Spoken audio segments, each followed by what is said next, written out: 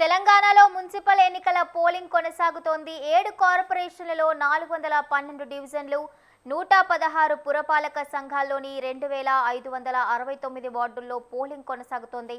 సాయంత్రం 5 గంటల వరకు పోలింగ్ జరగనుంది. రీపోలింగ్ అవసరమైతే 12న నిర్వహిస్తారు. అన్ని పోలింగ్ కేంద్రాల లోపల బయట వెబ్కాస్టింగ్ చేస్తున్నారు. ఓట్ల లెక్కింపు 13న జరగనుంది.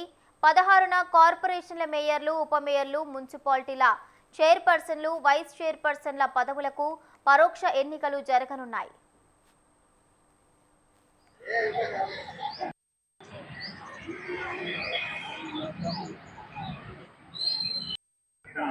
నమస్కారం, నా పేరు ఆకాష్. నేను మహబూబాబాద్ డిస్ట్రిక్ట్. నేను 13వ వార్డులో ఓటేసాను. నాకు ఫస్ట్ టైం ఇది ఓట్ వేయడం. చాలా హ్యాపీగా ఫీల్ అవుతాను.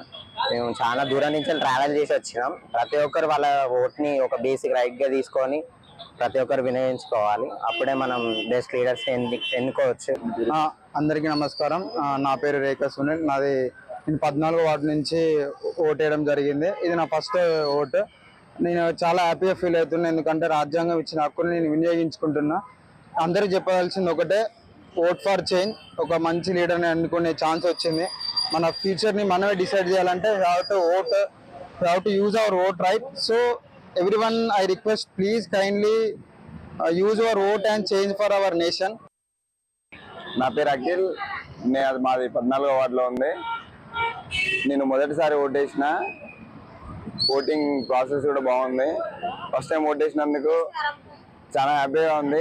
నేను కూడా సమాజానికి ఒక అర్హుడు లెక్క అయినా ఈసారి ఫస్ట్ టైం ఓటేసినందుకు. నా ఓటు ఫస్ట్ టైం.